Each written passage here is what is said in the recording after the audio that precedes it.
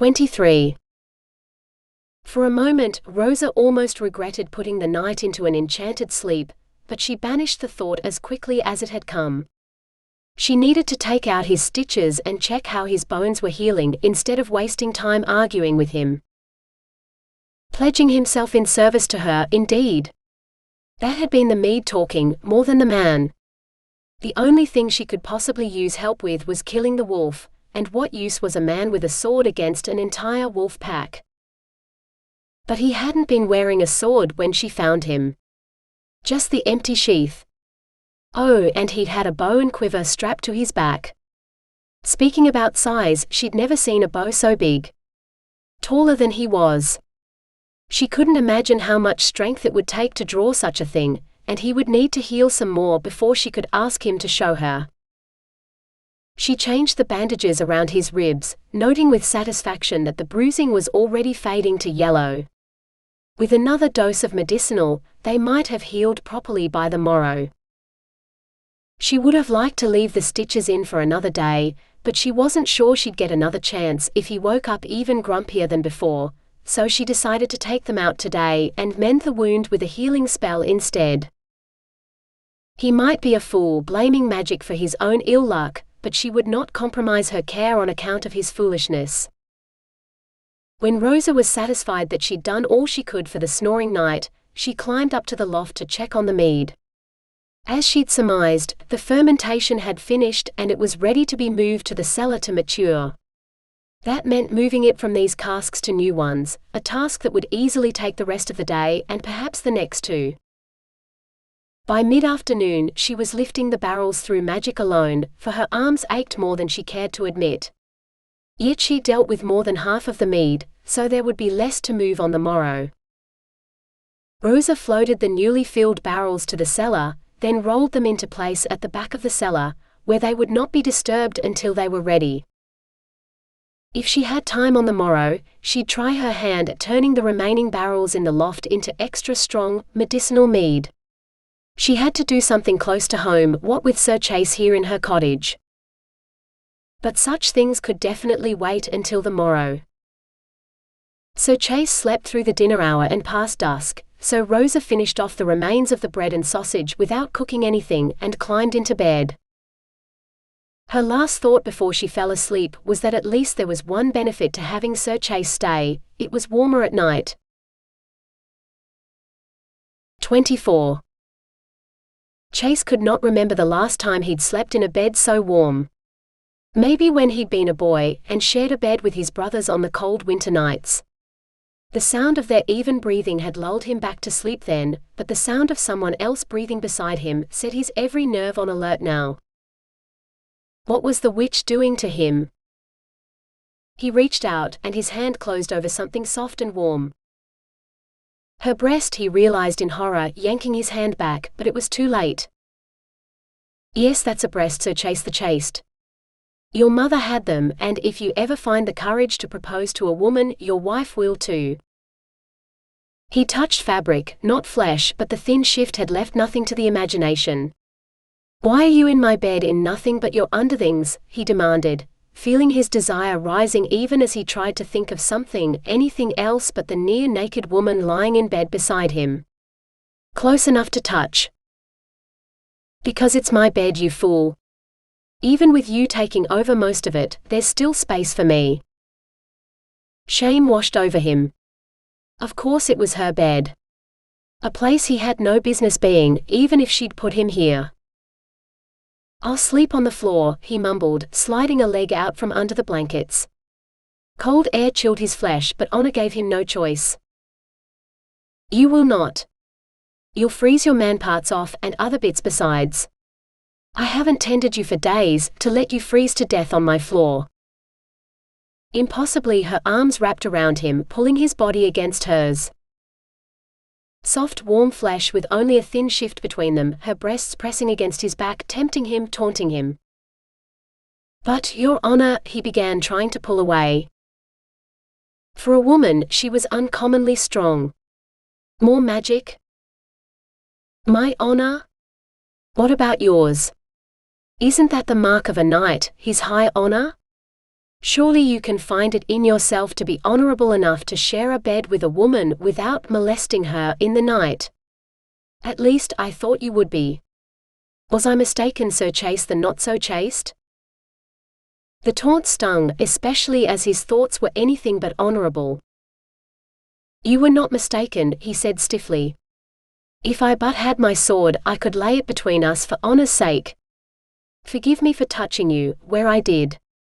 If I had but known you were there, I would not have reached out. It will not happen again. She laughed softly. If I have to choose between sharing a bed with a sword or risk being woken by the occasional caress, I'll choose you and your wandering hands, Sir Chase. He felt the blood rising in his cheeks and other places besides. Thank all that was holy, he had his back to her. Her breathing soon returned to the even pattern of sleep, but Chase lay awake for a long time. When he woke groggily the next morning, he found the bed empty. A sense of loss skimmed through his mind, too fleeting to catch. Chase shook his head. She was right. He had suffered a blow to the head, and it had turned him into a fool for sure. 25. For the third night, Rosa dreamed of midwinter night, and the rite she was required to undertake if she wished to take her grandmother's place as priestess. Only a few days hence, and the gods had given her a man who would be living under her roof that very night. Almost as though they wished she would choose him. A far better choice than Allard, for the knight would soon leave. The highborn knight probably thought peasant women shared their beds with noblemen like him as a matter of course, and he'd probably never think of her again afterward. A good thing, she told herself as she forced herself out of bed. Rosa crept outside in the pre-dawn light, holding her cloak tightly closed against the cold. She longed to return to bed, and see if she could wake the knight with a well-placed squeeze or caress. She'd done more than that in her dreams, and so had he. She laughed softly. No man could be as good as her dream lover had been with his hands, even if last night he'd worn the face of Sir Chase. With midwinter approaching, she shouldn't be so surprised the gods of the forest were sending her such dreams. Better that she spend the day working outside, for the more time she spent with the knight, the more likely she was to say something about his prowess in her dreams. Or how much she'd liked the feel of his hand on her breast last night. His touch had been surprisingly gentle, even as it set her heart alight. She blamed her mother's tales of knights and princesses, chivalry and other such nonsense. Tales for normal girls like Lul and Peroska, for whom marrying some nobleman was the highest ambition they might have, but not suitable for a witch. Her grandmother's tales had taught her far more about the woods and the history of this place, and magic. So much about magic. But the tale uppermost in her mind now was about mead, and how one winter it had been so cold, the mead froze in the castle cellars. When the brewer had skimmed off the icicles and poured the remaining liquid into a new barrel, she'd found the mead more potent than anything she'd brewed before. The goddess of winter had blessed her brew, she decided, and offered up barrels of mead to her at midwinter every year.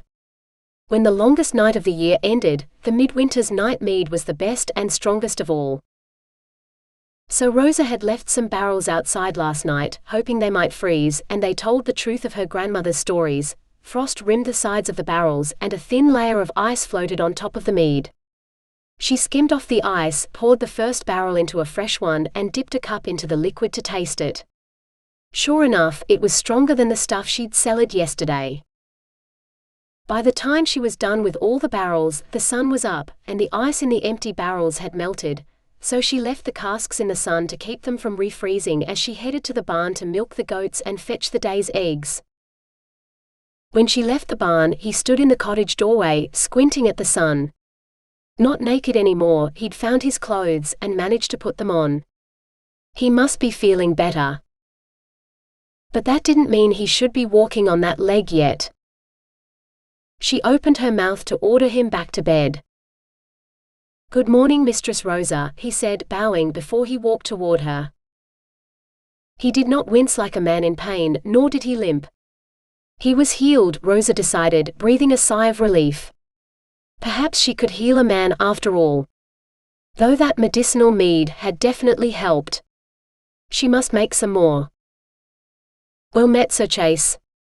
I was just fetching something for breakfast. She lifted the egg basket. He frowned. I should carry that for you. Leave it here. I will be but a moment. He scanned the clearing as if looking for something he'd lost. Rosa smothered a smile. The outhouse is that way. She pointed. The knight flushed, muttering his thanks as he loped off toward the outhouse. 26. Rosa's eyes sparkled with unusual brilliance this morning, like the sun glittering off blue ice. Her cheeks were pink more from cold than any blushing at his fumbling in the dark last night. Perhaps she'd forgotten it. He wished he could. Even washing in the icy well water hadn't helped. She finished her breakfast quickly, then headed back outside. She returned with a paddle loaded with 2 loaves of bread. She dropped these on the table. Careful, they're hot, she called over her shoulder on her way out. 2 more loaves soon joined the first 2, whereupon Rosa enveloped one in a cloth and began to cut thick slices from it. Now this is what butter was made for, she said, spreading it thickly onto the heel of the loaf. She bit into it before the butter could melt. Chase gripped the table with both hands. Watching a woman eat had never done this to him before. Maybe if he jumped into the well and stayed there until everything was numb, he'd manage to cool his ardor. Help yourself, she said. After watching you break your fast yesterday, I hope I've made enough. She lingered long enough to grab a second piece before she departed again. Chase deliberately took his time finishing breakfast, thinking about all things cold and as unlike the young witch as possible. It didn't help. The moment he was done, she entered the cottage again, this time headed for the ladder to the loft. Sir Chase, would you go and stand by the fire for a moment? I'd hate for you to get in the way. If I broke your ribs after all that effort healing them, I'd be a poor host indeed. He headed for the fire, happy to warm himself while she did, whatever it was. It sounded like it involved moving something heavy. It was on the tip of his tongue to offer to help, but a gust of wind rushed through the open door. He headed to close that first. Oh, by all that's holy, stand aside or be it on your head. Chase whirled at the sound of her voice and froze transfixed. A row of barrels floated toward him, supported by nothing but air. Headed for the door behind him. Now her words made sense. Chase leaped out of the way just in time as the barrels floated outside, then landed neatly on the ground. Rosa slid down the ladder, looking annoyed.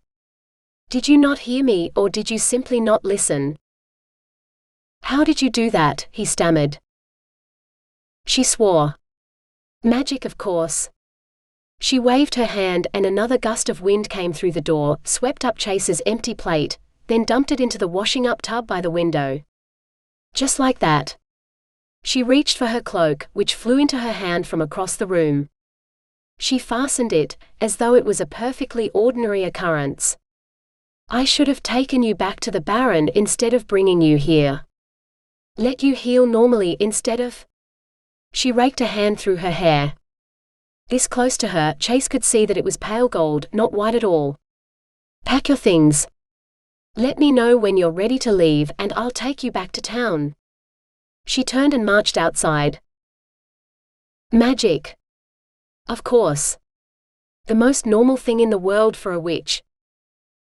For all he'd seen, Abraham's curse, then mind-reading royalty in the court of Aros, he'd never truly seen magic performed in front of him.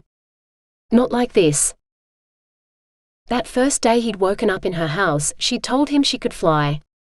She'd probably floated him back here like one of those barrels. So many times he'd questioned her and she had answered. If only he'd listened. She had more magic than Abraham and the court of Aros combined. Magic she'd used to help him. And he owed her a debt for it. A debt he'd sworn to pay.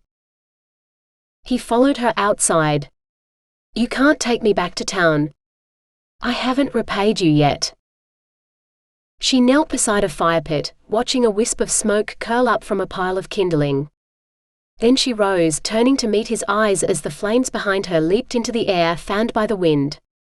Rosa didn't even blink. Instead, she folded her arms across her chest, challenging him to continue. I pledged my service, and you said I had a week. A week to repay you. Chase took a deep breath. I will do anything you ask of me. Just as I would for my liege lord or lady. Anything. Just name it. But don't take me back to the Baron yet. It shouldn't matter whether he stayed here or at the great house, but somehow, it did. He'd said it before, but now he meant to do it properly. Chase fell to his knees and drew his dagger, which he laid across both hands as though it were his absent sword. My life and my blade I pledge it in your service, Mistress Rosa, he said. She stared at him for a long moment before she finally said, By all the gods, Sir Chase, no one's ever done such a thing for me before. I'm no queen. I wouldn't rightly know what to say to that. Except, if I made a joke about the size of your sword, would you consider it a mortal insult? Because that's all I can think about right now. I have no idea, he confessed. I've never made such a vow to anyone before either. Not successfully, at least. Best if the King of Aros forgot he'd ever existed. Rosa held out her hand to help him up. I guess I accept then. It feels ungrateful not to. He wet his lips. You should probably know that I am better with a bow than a sword. Oh, I can wield a sword well enough in the practice ring, but my accuracy is deadly with a bow. He'd sparked her interest. I saw your bow and wondered, perhaps we can both use some target practice, but not today. Today, I want to try and get the god of fire to bless my mead. That wasn't something you heard every day. What can I do to help? 27. Loath to admit this was the first time she'd ever distilled mead on her own, or that it had been years since she'd seen her grandmother do it, she asked Sir Chase to fetch enough firewood to keep the cauldron boiling for several hours. While he did that, he would be too busy to notice she was not as sure of herself about this as she wished. Oh, setting out the cauldron and filling it from one of the barrels of fermented mead was easy enough, once the fire was hot enough, but setting the special lid on it just right was a more delicate task. Not to mention making sure she had a cask on hand ready to take the distillate, but far enough away that the cask didn't catch fire, and the liquid didn't evaporate. Her grandmother had always lit the fire pit closest to the herb garden, and placed the cask on the far side of the garden wall, Rosa remembered, so Rosa did the same. Then she sat on the wall to watch the knight hauling barrow after barrow of wood. He favored one leg over the other, as she expected, for while he'd healed enough to walk, he still had not healed completely, and more than once he'd winced as the load he carried was more than his half-healed ribs could handle. She half expected him to complain at being forced to do the work of a lowly woodcutter, especially in his condition, but the man simply smiled as he passed her and kept going. A smile that warmed her heart each time she saw it. Watching him work, she thanked the gods for sending her such a man in time for midwinter. Why, she might even enjoy her initiation now. When he'd piled up enough wood to fill all 4 fire pits, he perched on the wall beside her and asked, Do you think we have enough to summon your fire god now, or will he want a bigger pyre before he puts in an appearance? Rosa laughed. He doesn't actually appear, she admitted. It's more of a story my grandmother always told, about the ways to make the best mead. The recipe originally came from the goddess of bees, but the god of fire and the goddess of winter had a competition one midwinter, to see who could make the best mead. She stopped at the knight's skeptical look. You're of the new faith, aren't you? The one with only one god, who cures diseases, conjures bread and fish, walks upon the surface of water without falling in, and can raise people from the dead? The god of the desert people in the south? Chase nodded. That sounds like the tales our priest told, yes. A faith more than 1,000 years old is hardly new. It is new here. And the more people who believe in it, the fewer will respect the old gods, or give them their due. Then they grow angry, and it falls to we few who remain to remember the old ways, to save those raised in the new faith from a wrath they cannot begin to understand. Rosa shook her head. Those who spread the new faith say the old gods are evil, but truly they are not. Only when they are angered or not shown proper gratitude for their gifts do they stop caring for their people. But surely that is not evil. If you cared for someone every day and never heard a word of thanks from them, only insults when they did not ignore you altogether, would you not turn away from them too? It would be so easy to ignore the needs of the village, to live her life as she wanted, without taking up the mantle of priestess to the gods of the forest. Especially when even the village children taunted her. I'm a knight, not a god, Chase said slowly, but if people hated me, I admit I would not want to help them either. Yet, many of our priest tales told of forgiveness and charity and how we should help those who needed it, not just our friends. Perhaps because if the other gods withdraw their assistance, it is up to us to perform their duties. He wiped a hand across his eyes. Alas, I am no theology scholar. I learned to wield a sword and shoot a bow. Who am I to know a god's thoughts, or the reason they do what they do? His words put her to shame. Who was she to question her fate, indeed? She had received her magic as a gift from the gods, and she owed them her service for such a blessing. But I have heard many stories from my father's Bible. What I have not heard is a tale about a mead-making competition between gods.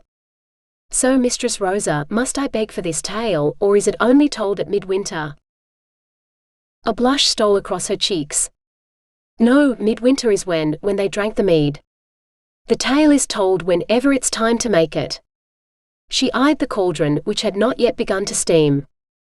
I suppose we have plenty of time. She took a deep breath.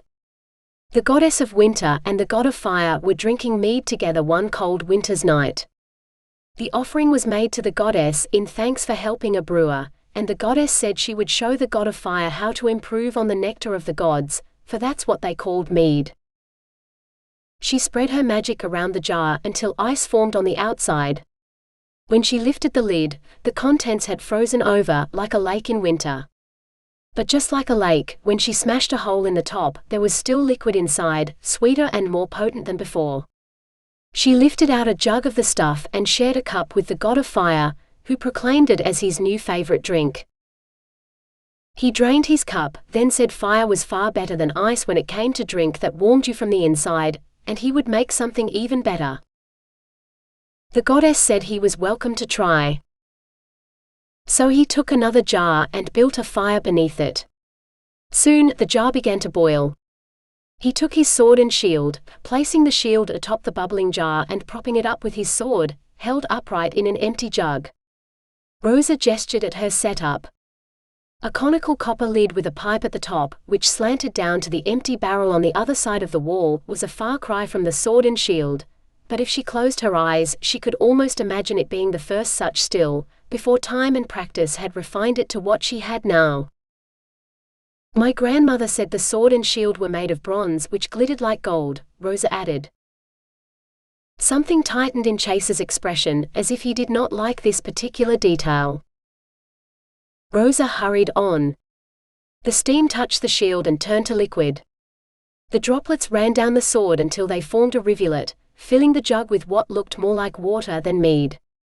Yet when they drank it, it burned their throats like liquid fire.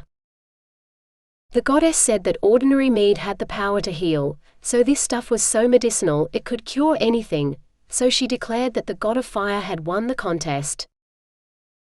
He poured himself a cup of the sweet mead from the goddess's jar, and said the mead he'd made by fire was so strong, so pure, it should not be drunk by mortal man except on the very cusp of death. A mead most men could not drink was hardly mead at all, and he declared the goddess had won the contest. They then proceeded to drink more mead, as they argued about who had won the contest. By the time they had drunk all the mead, they had forgotten all about the competition, and it was time to do what deities do at the midwinter solstice, so they never declared a winner. She ducked her head to hide her blush. Chase laughed, his good humor returned. I love it. Gods who get so drunk they forgot to pick a winner.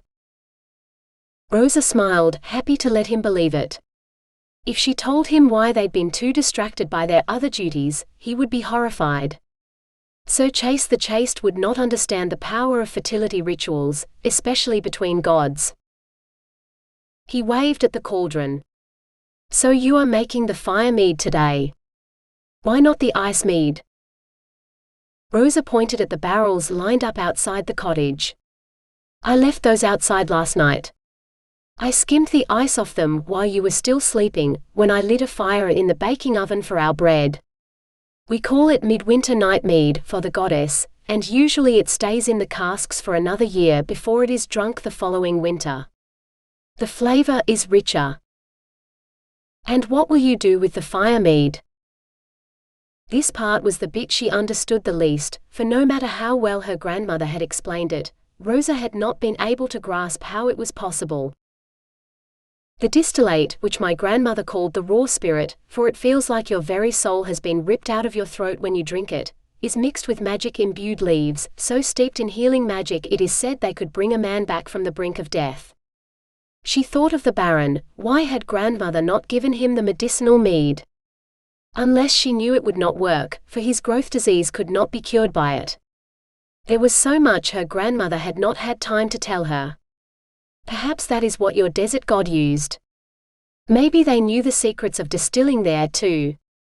Or your desert god stole the secret from our fire god. I'm not sure what intrigues me more.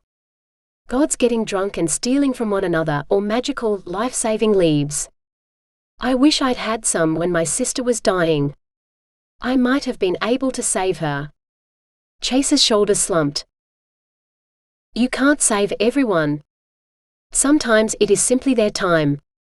Rosa closed her eyes. But sometimes it's not.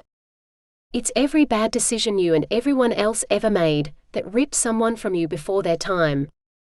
And no matter how much you wish you'd done things differently, that maybe you'd been brave enough to go instead of them, or you'd been quicker to take action in the past when it might have made a difference, it is still too late. I would give anything to have her back, and yet I still know I couldn't save her. Your grandmother? Chase guessed. Rosa nodded, not daring to raise her eyes lest he see the tears spilling down her cheeks. It did not do for a witch to show weakness. Was it sudden? Another nod. The first snows had just fallen. We didn't even know the wolf had come down from the mountains. He killed her on the road, on her way home. He stared at her. You mean, the wolves the Baron sent me to kill? Your grandmother was killed by a wolf pack? It was only one wolf then. The same wolf who killed my family the last time the snows came. The same wolf I tried to kill the day before you came, but I thought it was just an ordinary wolf. I should have listened better to her stories. Rosa shook her head, angry with herself. It must have found a pack in the mountains and taken it over. Like a man building an army. Even as she said the words, they felt right. Like a man, not a wolf. A wolf building an army? Impossible. It was just a pack of them. Hungry, seeking food, and I foolishly left my horse where they could find it. I should never have left my eyrie. If I'd stayed up high, I could have picked them off one by one, and I would have already claimed the Baron's reward. He jumped to his feet. I shouldn't be sitting here, sharing stories by the fire. I should be out there with my bow fulfilling my quest. No. Rosa grabbed his arm. You're not healed yet. You've barely been out of bed for a few hours, you're in no state to go out hunting on your own. The medicinal mead may have brought you away from the brink of death, but it still takes days to heal. That beast out there is no ordinary wolf. There is magic about him, I tell you, or I would have killed him myself before you came. I tried and failed, and barely escaped with my life. I could not kill one lone wolf, and you cannot defeat him with a pack at his back. If you were to go out there now, I might not be in time to save you again. She gestured at the still, which had started to drip. Besides, don't you want to taste for yourself and see which of the old gods truly makes the best mead? 5 days. She only had to keep him here for 5 days. Long enough for midwinter to have come and gone, and for her to have kept her word to Allard. But she would have to keep her word to the Baron too, and become a priestess at midwinter. For that she needed the night. Please, Sir Chase. You have travelled to many places and undoubtedly tasted many fine things. Perhaps you can settle the score between the goddess of winter and the god of fire. Perhaps they will see fit to offer you a blessing that may help you in the coming battle. The bishop back home would have me excommunicated for even thinking about accepting your offer. Hope sparked in her breast. But you are considering it, are you not? He stared at her as if measuring her soul. More because it is foolish to refuse a drink offered by a beautiful woman, than because some deities I do not believe in may offer me some kind of magical assistance. The knight had turned the tables on her, for he was far more skilled at flattery than she would ever be. You go too far, Sir Chase. No man has ever called me beautiful and told the truth in the same breath. Then it seems the men of your village are more foolish than me. He took a deep breath. It is said far and wide that Queen Margarita of Arros is the fairest lady any man has ever seen, but I have gazed upon her face and I can honestly say you bring more joy to my eye in a moment than a lifetime spent in her presence. Rosa didn't know what to say. She managed a shy smile. Finally she said, "Then I thank you for the compliment, Sir Knight." Perhaps her mother had not been wrong about knights and their courtly courtesy after all. 28. He didn't deserve her thanks. He hadn't lied, but he hadn't told her the truth about the Queen of Arros either. Then again, no one here needed to know the truth about how he'd been banished from Arros. Least of all Rosa, whose ice-fair features were lovely enough to tempt any man. Including the Baron's son, he was sure. A thought that shouldn't send a rush of anger through him, yet there it was. He'd experienced jealousy before, envying Abraham and Major their happiness together, but that was nothing compared to the acid eating his insides now. Even as he told himself he was here to complete a quest and earn a reputation, a tiny voice in the back of his mind added how wonderful it would be to win Rosa's heart along the way. To share her bed the way a man usually did with a woman, dishonor be damned. Only he would have to leave her at the end of the winter, for he had no place here. And to break the heart of a witch who could probably kill him with a glance or curse him for the rest of his days, did not seem like the wisest course of action. The Baron's son was a better match for her, he reasoned. She could rule over the great house instead of this tiny cottage, and have servants to do the work for her. And surely she had family here, for in a village so small everyone must be related to some degree. Unless the wolves had killed them all. But why would a wolf do that, kill a whole family, yet leave the rest of the village untouched? Until now. It made no sense. What can you tell me about the wolves? Chase asked, trying to sound casual. Well, there was only one until the day you decided to go after him, Rosa said. One wolf? That's what the Baron's son had said. But for one wolf to kill so many people. How many men had it killed before the Baron sent for me? He asked. She stared at him as though trying to decide if such a question merited a reply. Finally, she said. He killed my parents and my sister 6 years ago and my grandmother a few weeks ago. There are tales of others he may have murdered in the past, but that was long ago. Too long for anyone to know for sure. Then there's you and me, though he hasn't killed us yet. The wolf attacked you, and you got away? How? The moment the question left his lips, he knew he'd been stupid. Wait, I know, magic, right? He'd earned a smile from her as she nodded. Can you tell me more than that? If there is some way I can defeat it, then I must know more. He reached out and captured her hand. Please, Mistress Rosa. You've told me tales about gods getting drunk. Now tell me the tale about the beautiful young woman escaping from the beast. That is another story entirely, and not the one you want, I think. But if you wish to know the true tale of the reckless witch who went out to kill the wolf by herself, you shall have it. Rosa took a deep breath. He listened to her tale, which sounded disturbingly like his own plan when he'd headed out to that clearing. He'd seen the feathers, but dismissed the earlier kill as something the Baron's hunting party had placed, not Rosa.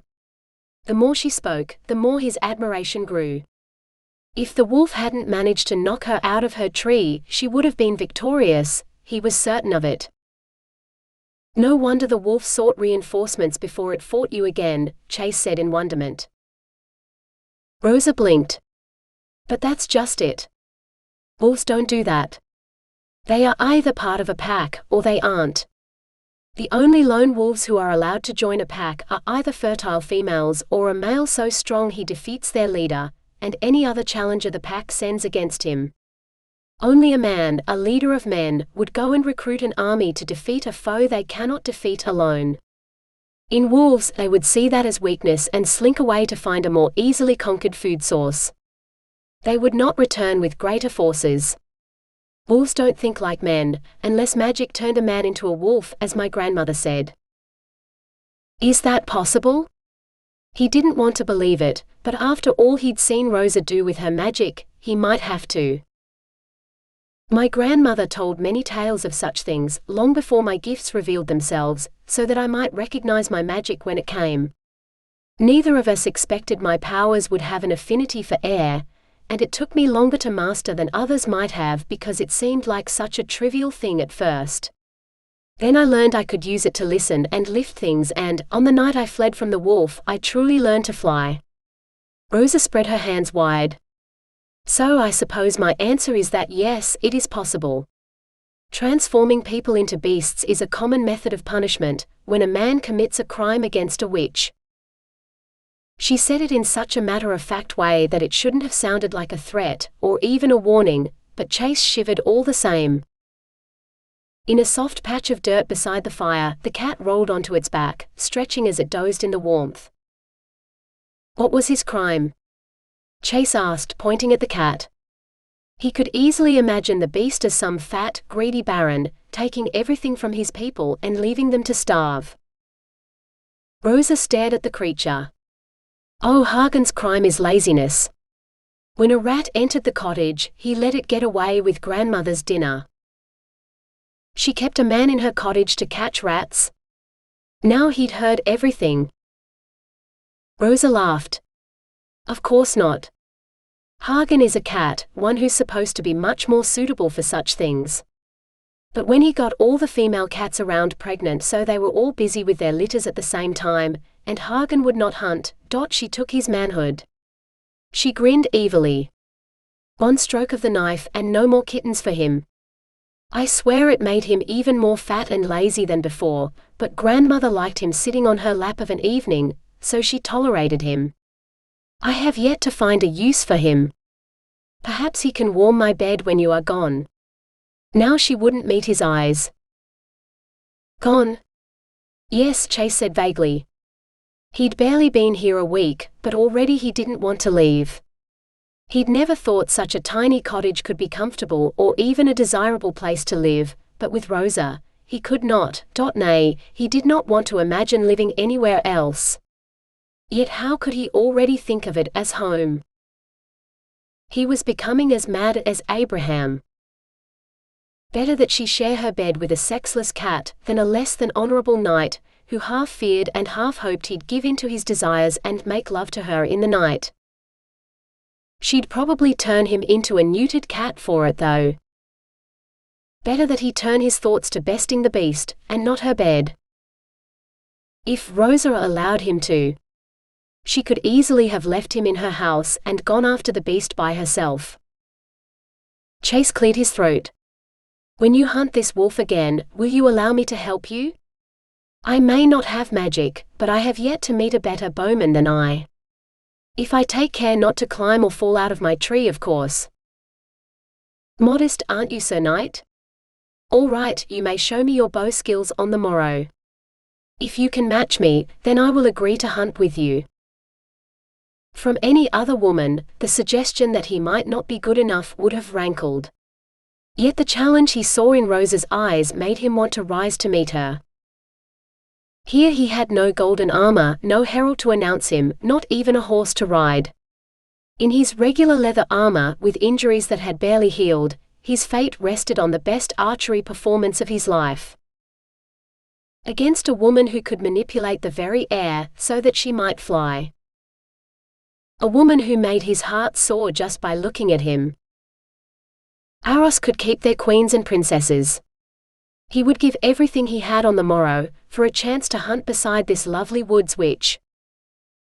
He inclined his head in thanks. 29. Despite grimacing in pain more than once over the course of the day, Sir Chase never complained. He labored as hard as Rosa did to keep the fire burning, the distillate flowing, and the casks moving into the cellar. She considered telling him she usually used magic to lift the casks, but as he was already halfway down the stairs to the cellar, she didn't think he'd hear her, so she let him continue. Well, until she'd heard him swearing loudly. "What's amiss?" she called, hurrying inside after him. "The size of your cellar. You have enough space and supplies here to feed a whole castle through a siege, and yet there is nothing more than a tiny cottage atop it?" Ah! This was once the seat of an ancient king, who built a mighty fort in the forest, the home of his gods. When conquering invaders came from the south, he made an alliance with them. Their builders and architects took apart his wooden halls and walls, finding the weaknesses they could exploit in other, similar forts that held their enemies, and rebuilt his in the style of their own brick and stone palaces, so they might winter in comfort and safety in between campaigns. Eventually the southerners headed home, carrying the wealth of the king's neighbors, but leaving the king his share and the palace. The southerners never returned. My grandmother said they lost their own city to invaders while they were out waging war here, so the king ruled alone. One of his descendants moved the capital to somewhere more convenient for trade with the northern cities, and the forest was allowed to conquer the castle. Chase nodded. Then why is the cellar still here? She hadn't thought to ask that question when she'd first heard the tale, but then grandmother had captured her imagination with tales of battle, kings and princes. Then she hadn't known how slowly a house fell into ruin or how the upper parts collapsed into the cellar until... Rosa wiped away a tear, chiding herself at thinking of her parents' house, when she should be thinking about this one. The kings left much of their wealth hidden here in the cellars, ordering the stones of the palace to be pulled down and carted to where the town is now, so that none might stumble across the king's treasury by accident. A cottage was built atop the entrance, home to the high priestess dedicated to protecting the grove, and the king's people from the wrath of the forest gods. She managed a wry smile. Grandmother once told me the high priestess was chosen from among the king's daughters, for the gods demanded no less than royal blood be shed at their altars for granting the king their favor. She laughed and said that meant we had royal blood too, for she never would have been chosen as high priestess without it. If it is true, then perhaps I am a princess too. She stuck her nose in the air, trying to look as haughty as Peroska. But as I have yet to hear of a princess who milks goats, I won't start wearing a crown anytime soon. Or ever, she added silently to herself. Though she had played with some rather corroded ones in the back of the cellar when she was a little girl. No need to tell the knight that the old king's treasury still hid in the secret chambers beneath his feet. Forgotten by all but herself now. Chase climbed the steps and stood before her. "That is a pity. A circlet of fine silver, studded with rubies, would keep your scarlet hood in place in the winter, but for summer a fillet of gold set with sapphires, the icy color of your eyes, I think, holding back your hair so that all might see your lovely face and lose themselves in your eyes as I have. I should write a letter to the king come spring, commanding he honor your beauty as it deserves." She met his gaze squarely. "You're mocking me, Sir Knight. What would your princess think if she knew you said such things to me?" She turned and headed back to the fire, for while he'd been stoking her ire, the flames were in need of feeding. Behind her she heard him mutter softly, "She is not my princess and may never be." A sigh with the weight of the world upon it accompanied his words. Her heart went out to him, for he loved a woman he could not have, but she didn't stop to offer her sympathy. If he'd meant her to hear, he would have spoken louder. Let him think he kept secrets. Like the pain in his eyes as he hefted the next cask. The man would not be able to draw a bow on the morrow, and another day in bed might help him heal completely. She'd give him a cup of the freshly fire-distilled mead when all was done, to help ease him into sleep tonight. She might even drink a cup herself. 30.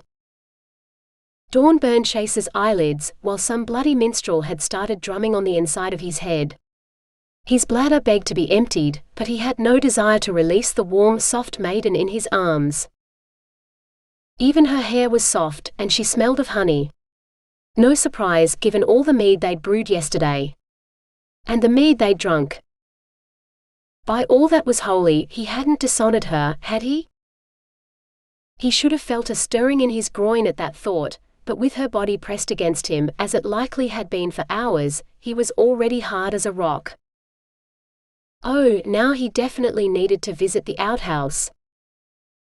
When he returned, Rosa had already lit the fire, and she had a pan in her hand, ready to warm it to make breakfast. She pointed the pan at him.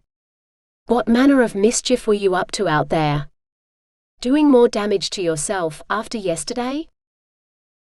He flushed, torn between telling her why he'd taken so long in the outhouse, or lying and saying he felt fine.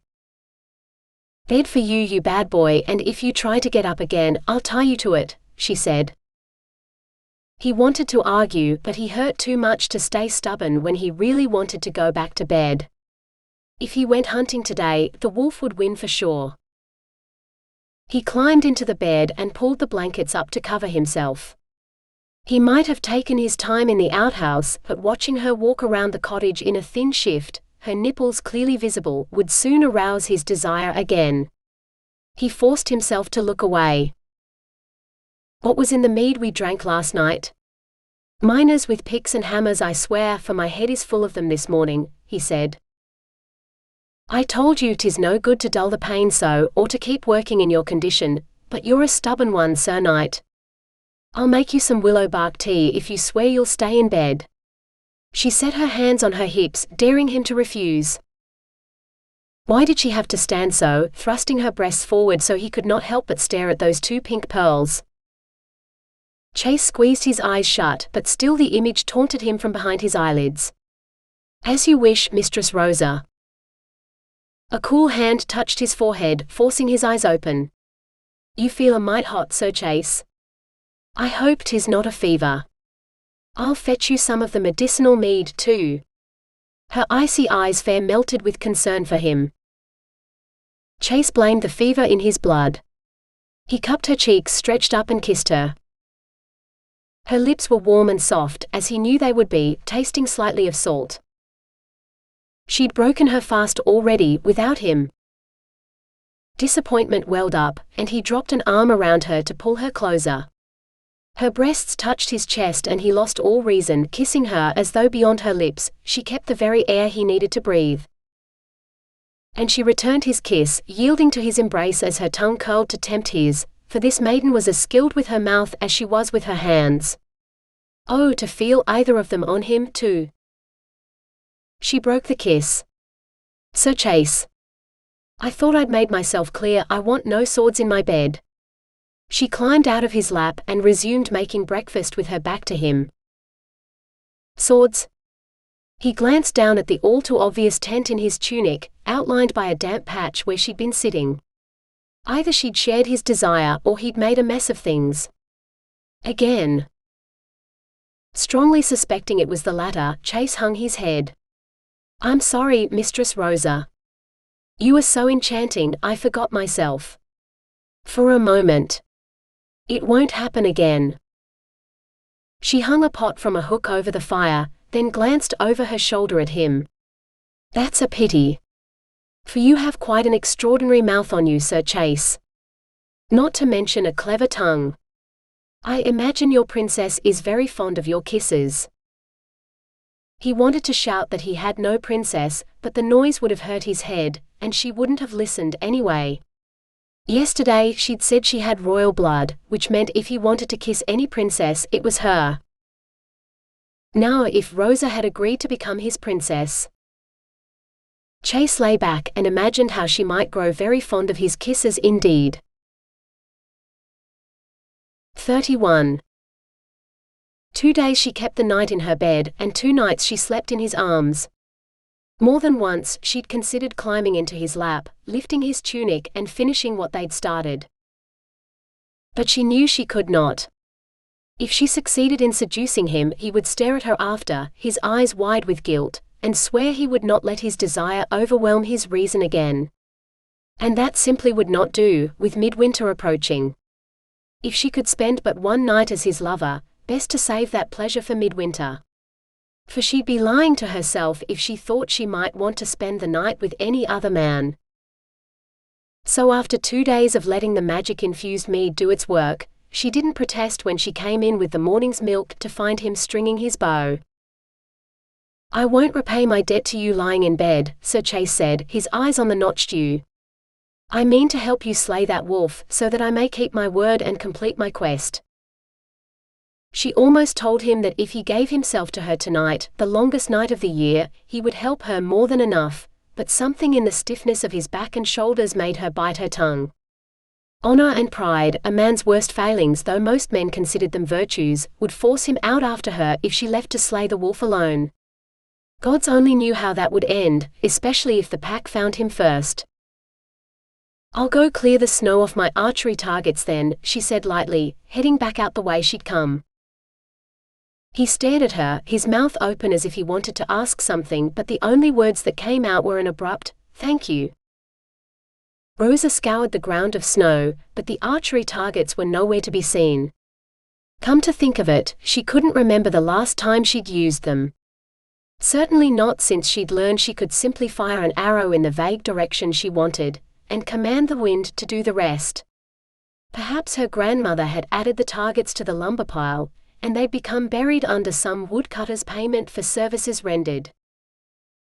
She finally found them atop the woodshed roof, covering holes the thatcher had not yet seen to. She set the targets up in front of the bramble hedge that would be a mass of berries when summer came, and found Sir Chase watching her from the cottage doorway. Most men set targets up in an empty field, or at least somewhere with plenty of clear ground to make it easier to retrieve the arrows that miss the target, he said. "I can't imagine you want to venture into the brambles, nor heal my scratches if I do." "I never miss," she said. He gave her a long look. "Neither do I." Chase strode up to the furthest target, then paced the distance across the clearing.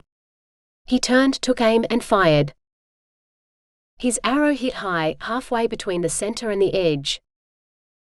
Before Rosa could comment on his accuracy, he fired off a second shot, one that buried itself in the very center of the target.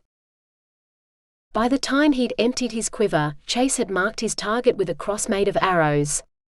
Then he bowed, like she imagined a knight would to his lady love at a tourney. "Your turn, Mistress Rosa." She shook her head. For a moment she'd thought, something very silly indeed. Of course. She took her time stringing and testing her bow, ducking her head until her blush faded. He might be a knight, but she was no lady. She was the kind of girl he might allow to warm his bed for a night, before forgetting all about her. Rosa let her first arrow fly, biting her lip for the air she needed to carry it where she wanted. She fired off a half-dozen more, until she'd roughly marked the rune for the winter goddess on her target. The goddess was far more powerful than some deity who made fish multiply. Why the fish themselves could do that? "Not bad," Chase said. Rosa folded her arms. She'd been every bit as good as him. "Let's try again," he said. With 4 more arrows, he turned his cross into the rune for the fire god. Rosa's mouth went dry. Did he know? Now your turn, Chase said, setting the butt of his bow on the ground. Rosa lifted hers, ready to bite her lip again. Without magic, Chase added. She stared at him in horror. Why in the goddess's name would I do that? You use your strengths and I'll use mine. But what if you need to use your magic for something else and can't use it to guide your arrows? Better that you use your bow to shoot and shoot well and keep your magic for where it's most needed. What if you grew tired or you ran out of magic? Rosa shook her head. Magic doesn't work that way. But even as she said it, she could see he had a point. She could grow too tired to use her magic properly, or she might lose too much blood and be unable to cast another spell. And while she could summon a huge gust of wind, she struggled to control two, even if they were very small. Show me how you shoot, Mistress Rosa. Please. Between the look in his eyes and his wheedling tone, she could not refuse him anything. Thank the gods he hadn't asked her for a kiss instead. Rosa took a deep breath, released it, and focused on her arrow. It would never reach the target from this distance without magic. She fired anyway, seeing the arrow dip so that it would strike the dirt long before the target.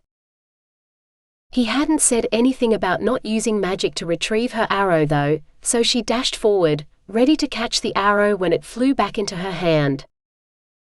When she'd halved the distance, she took aim once more. The second arrow reached the target, but only just. The point touched the bottom edge, then fell away, for it had not hit hard enough to stay. Rosa cursed and summoned the arrow back. I'm too far from the target, she said, lifting her foot to halve the distance again. But a hand caught her arm, pulling her back. I assure you you're not, Chase said, releasing her. He held out his arms. May I show you? Mutely, Rosa nodded. She found herself pulled into his embrace, or that's what it felt like, until she realized he had his hands on the bow and arrow, not her. A hard, muscled leg slid between hers, making her gasp, but he merely nudged her stance wider as he turned her, then withdrew. Rosa couldn't breathe. She'd lain in his arms for several nights now, but somehow this seemed closer, more intimate.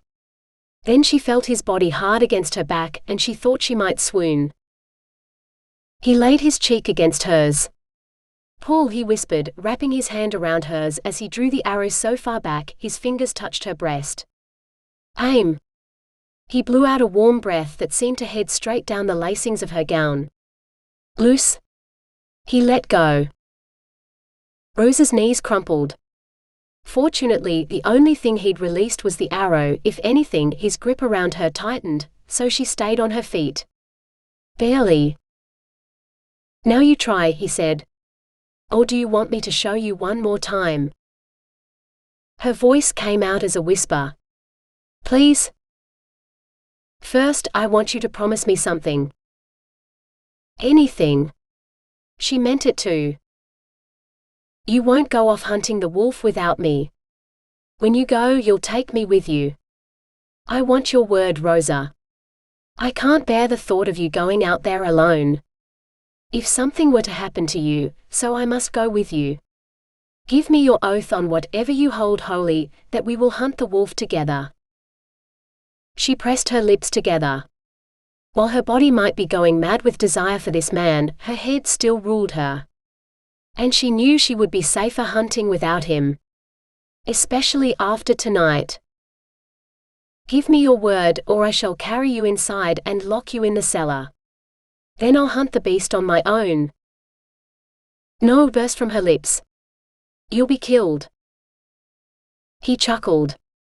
A normal woman would be fearful of being locked up, while having faith that her champion would return victorious. She wrenched free so she could face him. Why, oh why was she breathing so hard?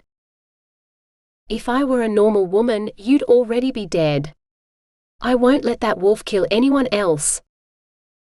His stony expression gave her no hope. Your oath, Mistress Rosa. She closed her eyes.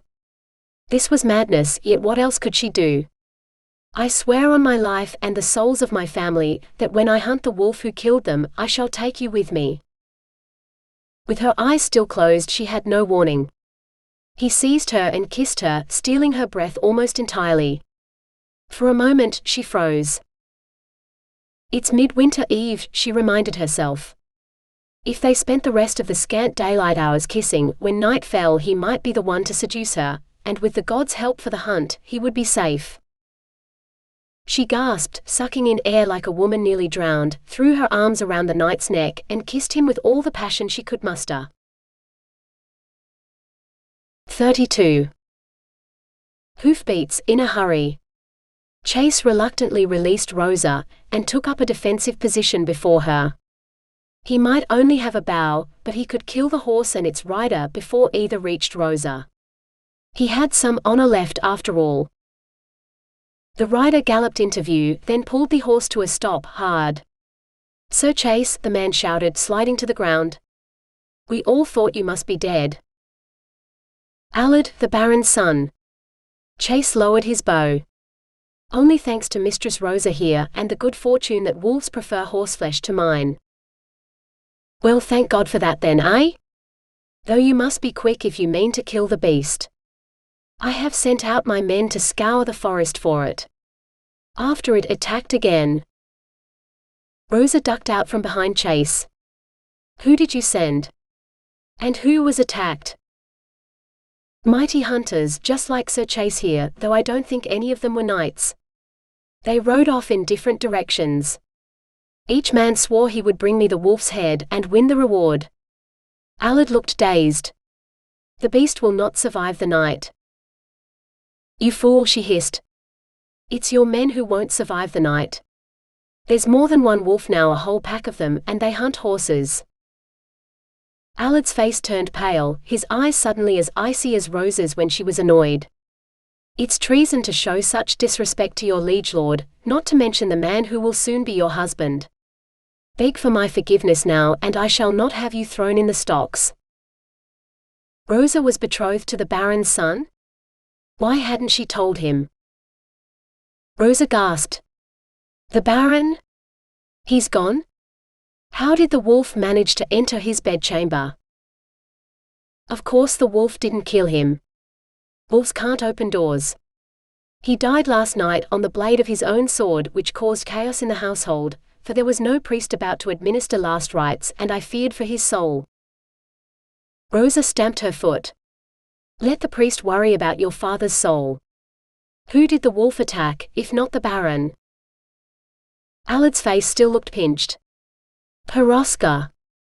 We did not find her until this morning, what with all the fuss over my father. It's likely one of my riders scared the wolf off, or it might have been much worse." "Worse than losing the woman carrying your unborn son and heir?"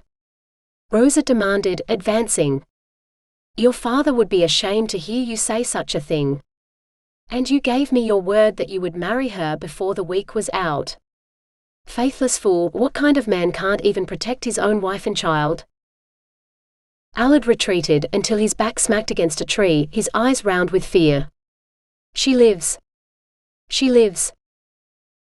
Rosa stopped. "The wolves didn't kill her?" The beast dragged her into a ditch beside the road, her cloak so covered in mud no one saw her until morning when she was half frozen. "She has some bite marks on her arms, but that is all." Allard seemed to recover a speck of his former composure. "She is safe in her father's cottage, resting." He had to give her some strong drink to send her to sleep, for she was quite hysterical. Rosa blinked, suddenly thoughtful. "Peroska does not own a cloak. She wraps herself in a shawl as she stares at me in mine. I gave it to her. She insisted she would not see me again until I gave her one," Allard said. "Just like yours." Realization dawned. "That meant—" "The wolf mistook her for me," Rosa said slowly, as if reading Chase's thoughts. "If it doesn't know the difference, it will come back for her, to kill her as he did the rest of my family." Chase found himself nodding. Or perhaps it noticed it had made a mistake, and left her. "It's an animal," Allard said. Beasts don't think. Go home, Allard. Get Peroska into the great house, then lock the doors and bar the gates. Post guards inside. We'll deal with the wolf and maybe save the lives of your men while we're at it. Rosa flicked her hand in dismissal. As your husband-to-be, I forbid it. Allard insisted. A stronger man might have roared the words, but Allard's voice was too reedy for it to sound like more than a whine. Rosa lifted her chin. You are not and never will be my husband. Now get home, you fool, to the woman you promised you'd marry. Before the wolf pack comes after you and your horse. Wind began to move through the treetops, swirling what leaves remained. Allard's horse's ears flew back, his eyes rolling in panic. The horse recognized angry magic, even if its master did not. I command you to come with me, Allard said. Chase watched in amazement as a whirlwind of leaves shot down to the ground, lifted a struggling Allard, and dropped him into his saddle. The horse bolted, its master barely clinging to its back, while the wind whipped the beast's tail to urge it on.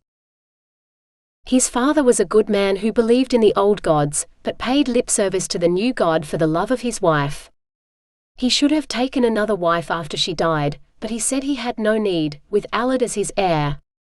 Gods grant Allard a son who possesses all the wits he does not, though given who the mother is, who knows? Rosa shrugged. What he does now matters not.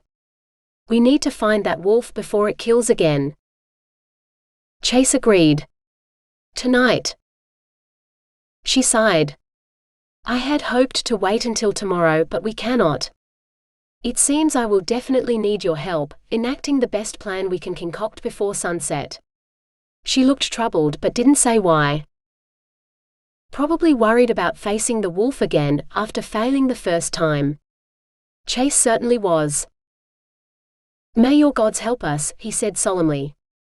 The god of his father certainly hadn't done anything for him, perhaps the old gods would be more helpful. They'll have to if they ever want another priestess. Rosa beckoned. We have a few hours until dark, and you promised me an archery lesson. Chase wished he could lock her in the cellar, safe from harm, but Rosa probably knew another way out. She was as eager for this fight as he was. He swallowed. No more kisses. He would bring her the wolf's head, or die trying. 33. That tree, Chase said, pointing. He'd picked the largest one, with branches so broad you could sleep on them. The wolf would not be able to knock over this mighty tree, Rosa was certain of it. She brought the carpet lower, so that Chase only had to step out onto the branch. He had his bow, a full quiver, a jar of tallow and a brazier full of coals. His armor would protect him and his cloak would keep him warm. She shouldn't worry, so she told herself, but she could not shake the memory in her mind's eye of him falling out of the tree that first time. Remember, we both have to survive this battle, if you want us to perform the midwinter rites tonight, Rosa said silently to the gods of the forest, knowing they would be listening. Unless you wish to find a new priestess. She didn't expect a response, but it would have been nice all the same. The gods only spoke to the high priestess, or so her grandmother had said. She didn't have chickens as bait this time. Hagen had caught his first rat, and inadvertently showed her the nest where she'd found 4 more. Now their gutted corpses lay scattered around the clearing, the smell of fresh blood enough to lure any predator in for a taste. She prayed it would be enough, and wished she'd had the foresight to demand Allard's horse to use as bait instead. If they failed tonight, she would head straight for the stables. She had her bow and a quiver of her own, but Chase was the true hunter tonight, not her. Her job was to be his eyes in the air, seeing what he could not, while his fire arrows would light up the clearing bright as day. The fire should drive off the pack, if they were naught but ordinary wolves, they decided, but they weren't so sure about the white wolf. Fire had saved her life the night it had killed her family, so it would surely be wary of it, but not in the way of a wild beast. No, like a man who had been burned. Rosa flew up high above the treetops, where she might see the clearing and half the forest. She pulled her cloak close around her and settled down to wait. The sun sank. The sky faded into twilight, before deepening to darkness. The moon would not rise for hours yet. All the more reason for the fire arrows.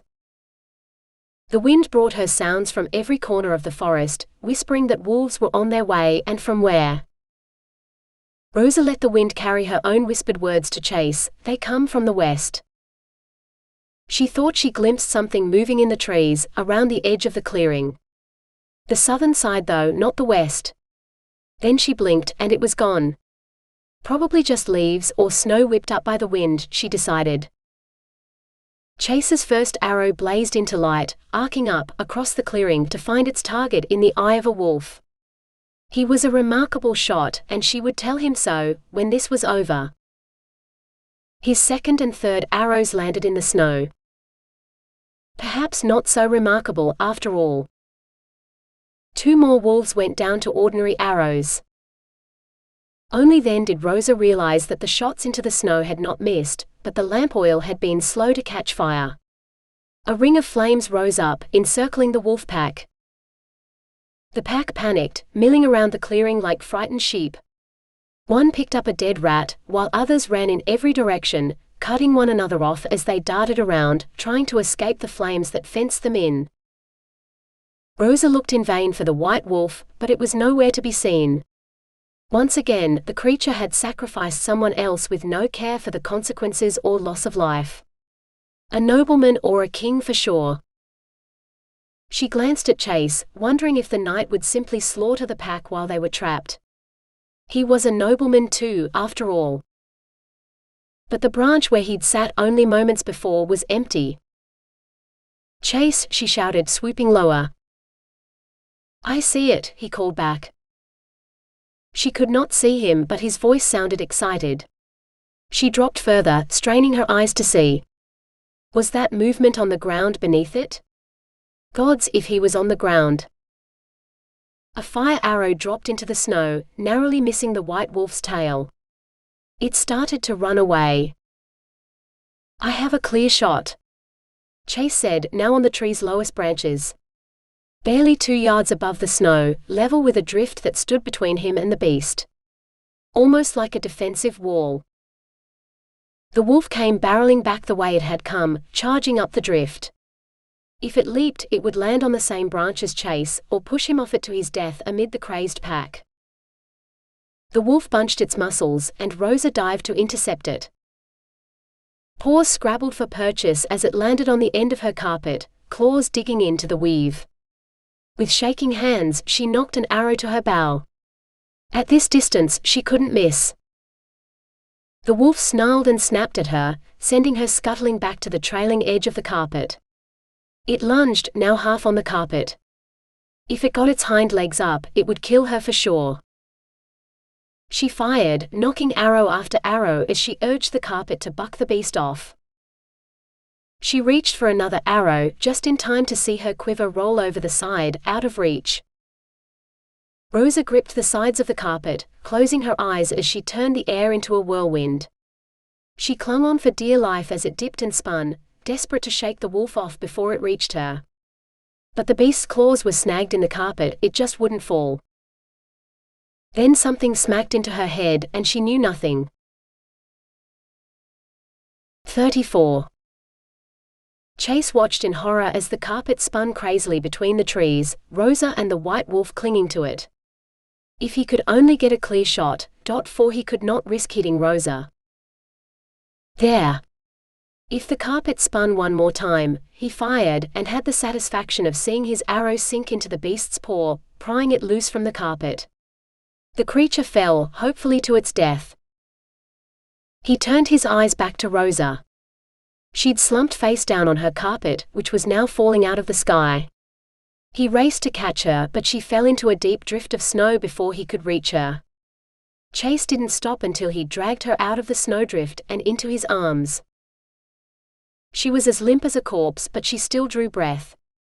She lived. But there was blood in her hair from where she'd hit her head. He needed to get her home, where she had that miraculous medicine that had healed him. Hopefully it would heal her too. He glanced around, hoping to see the wolf's body, so he'd know where to come and collect the head in the morning. But his arrows had burned out, and he couldn't see much. He found a snapped-off pine branch, sticky with pitch, and plunged that into his brazier to use as a makeshift torch.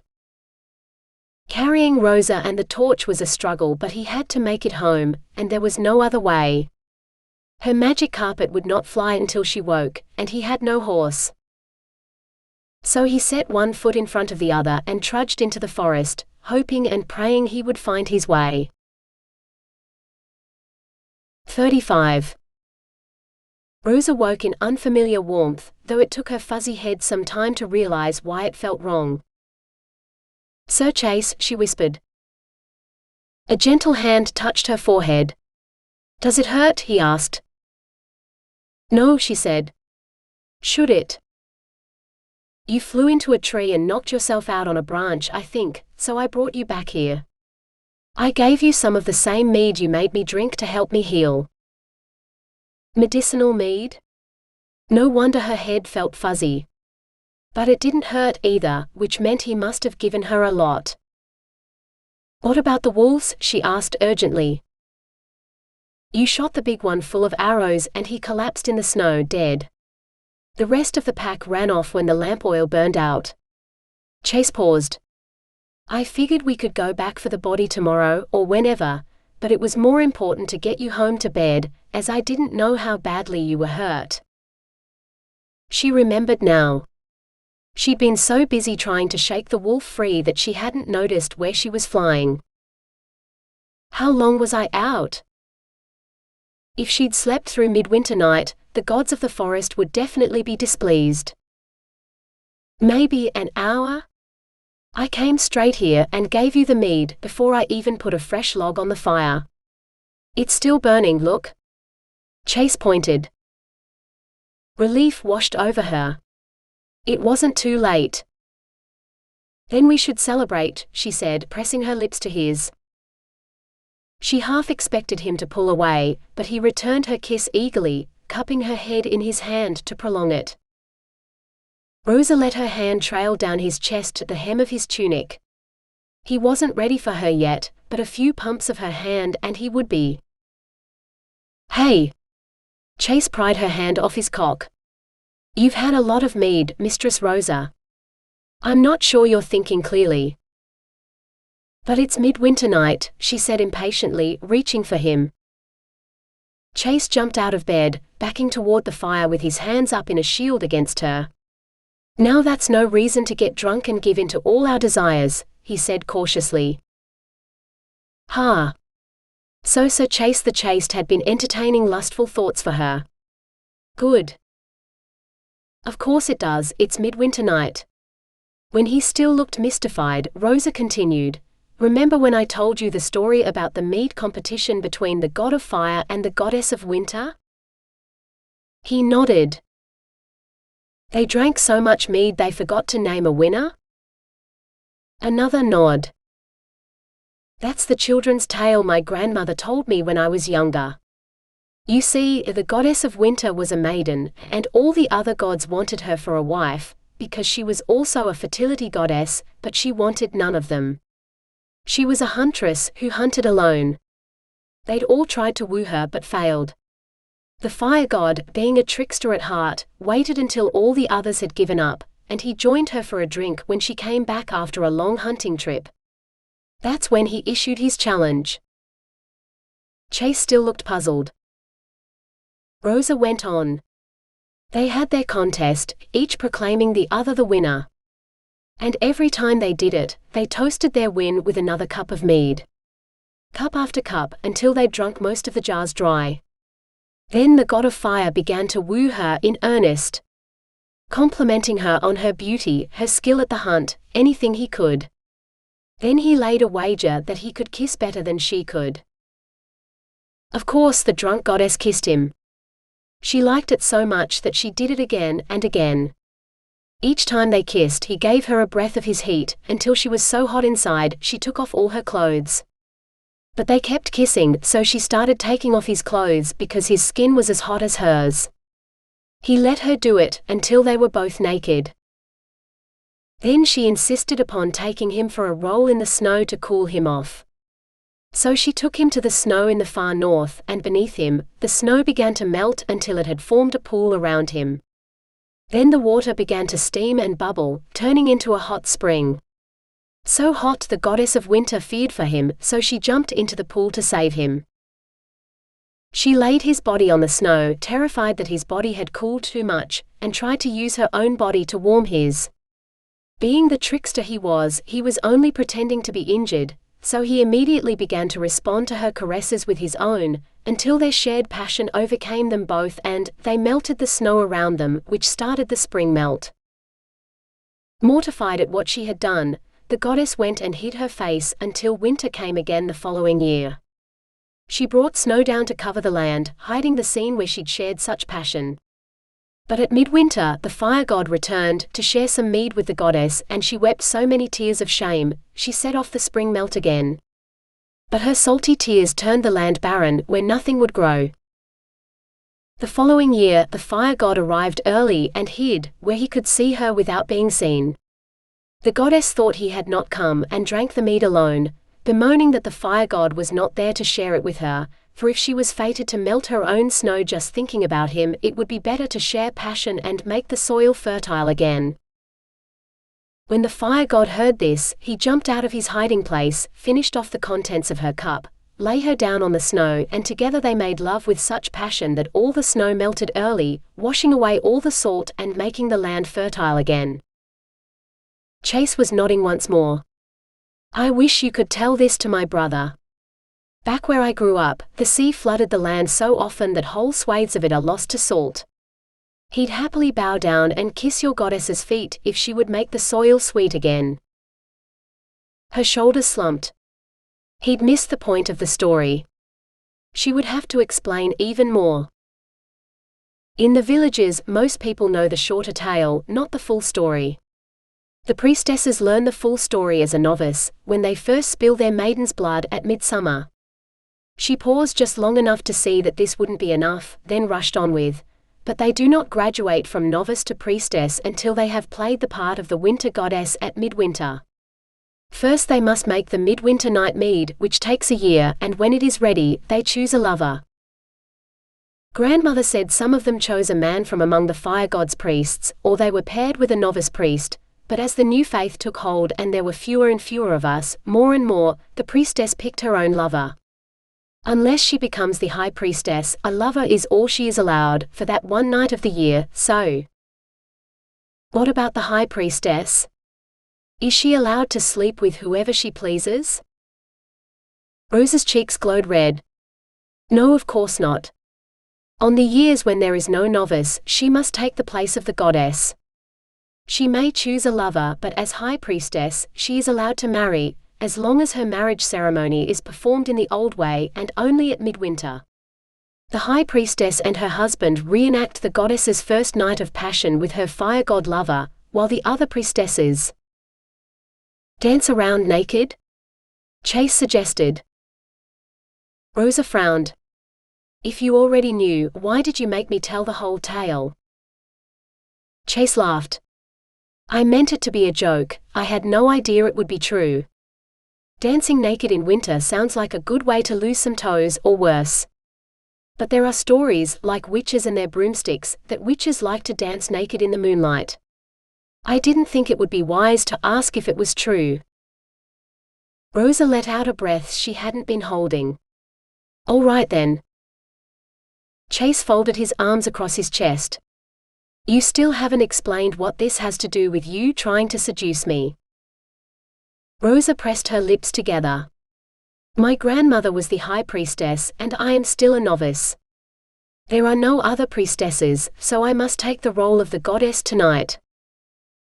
Silence swelled between them. Finally Chase said, You want me to pretend to be some pagan fire god and seduce you outside in the snow? Rosa could feel the emphatic no about to leave his lips. She forced a smile. Actually, it doesn't snow much here, and as there isn't anyone else to dance or observe the rites except the gods themselves, maybe they wouldn't mind if this time the rites take place in a bed. She swallowed. Please, Sir Chase. 36. Between the beseeching look in her eyes and her nipples poking through the thin fabric of her shift, Chase didn't know where to look. He'd be a fool to say no, but what sort of honor would he have left if he said yes? If you don't do this, it will be a whole year before the gods have a proper priestess. In their anger, who knows what they might do to me or the village? She took a deep breath, and his gaze darted down to her swelling breasts again. Worse than a wolf pack. Perhaps they will send a dragon to destroy us. It is said the fire god alone can control the fire-breathing beasts. So he'd be honor-bound to defeat a fire-breathing dragon after all. Good for his reputation if he survived. If. Chase opened his mouth to tell her he'd do it. You promised to serve me. A week, you said. If you do this for me, give me just one night, I will consider your debt repaid. By all that was holy, yes. If she brought honor into it, he had no choice. He tried to keep his expression calm, though he was singing inside. When you put it that way, Mistress Rosa, then it becomes a matter of honor that I do as you ask. Her eyes lit up. Truly. You will help me? She whipped off her shift and lay naked on the bed. Then take me, Sir Chase. For tonight I am yours. Chase swallowed. Now was not the time to admit he'd never made love to a woman before. But for the first time in his life he wished he had, for he wanted to do this right. If her gods helped him to make this a night for her to remember, he would serve them faithfully until the day he died. 37. Gods, Chase looked as nervous as she felt. So we should maybe start with a drink, like in the story? Chase suggested, pouring 2 cups brimful. Rosa sniffed hers. Which mead is this? Chase shrugged. You're the expert, not me. She took a cautious sip. This is the medicinal mead. There's precious little left, and no knowing if I'll be able to make it as well as my grandmother. Best pour it back in the jug and put it somewhere safe. I'll go down to the cellar and find us something more suitable to drink. Clumsily, she wrapped a blanket around herself and headed down the stairs. Right. I'll stoke the fire so it's warmer up here for when you come back, he called after her. Definitely as nervous as she was. She considered backing out of the deal altogether, but she knew she couldn't. She had to complete the rites so she could serve the gods as priestess. Nothing else mattered now. She found last year's midwinter night mead sitting untouched, where she'd left it a year ago. The goddess runes on the barrels were wonky on some of them, as it had been the first year she'd made it. If she'd known a year ago that she would be using the brew in her own rite of passage, Rosa shook her head. In her haste, she'd forgotten to bring a jug with her, so she decided to float the whole barrel up the stairs to the cottage. Probably for the best, as they might need more than one jug of mead to calm both of their nerves before the night was over. She set the cask on the table, then knelt down to tap the barrel. Her blanket kept slipping down, forcing her to yank it back up again, until she bunched it up in her fist to keep it in place. Try as she might, she could not tap a barrel with only one hand. Let me do it, Chase said, placing a second blanket around her shoulders. You get back into bed and warm. Unless half freezing to death is part of the ritual? Rosa shook her head. I've never seen the ritual performed before. I know only the story and how there must be mead and sex. Chase looked alarmed. I'll get the mead then, and you get into bed, ready for the other stuff. She felt the uncontrollable urge to laugh, but one look at Chase's face told her that might not be the best idea. This was a mistake. Curse the gods for placing her in this position. If you don't want to, we don't have to, she said in a rush. We can? He slammed the jug of mead on the table. I want to. Oh. It was the tiniest sound, barely a word at all, escaping without permission as she tried to assemble her scrambled thoughts. He wanted her? Chase poured these cups more carefully than the first, not spilling a drop. But when he handed a cup to her, Rosa's hands shook so badly she spilled it down her chest. She swore. Here, let me. Somehow he'd found a cloth and a bowl of water, and he squeezed the water out of the cloth as if he'd been a healer all his life. Rosa released the blanket, baring herself to the waist. With the cloth, he traced the line of stickiness between her breasts and down her belly, then back up again as if he couldn't decide which breast to wash first. His hand went right, but then he leaned over, peering at her left breast. The cloth rasped over one nipple as he took the other in his mouth, sucking hard. She tangled her fingers in his hair. God's Chase. He looked up, and his eyes were full of mischief as they met hers. He let go, tracing a circle around her nipple with his tongue. I'm not sure what tastes sweeter, you or the mead. And then he kissed her mouth again, his arms around her, as he climbed into the bed beside her. She helped him undress, still kissing him, except when they had to stop to pull some item of clothing over his head. Once he was naked, she could run her hands over his chest, stroking the firm muscles like she wanted to. Down his chest, his belly, and the hard length of him. Don't, Chase groaned, pulling away again. But, I thought you wanted? He tipped her onto her back. I want all right, but if you get your hands on me like that, I won't last more than a moment, and I think for us to have sex, I must at least make it inside you. She thought for a moment. If you're so sensitive, then perhaps we should leave off on the stroking and sucking and move on to the sex. Are you sure? Are you ready for me?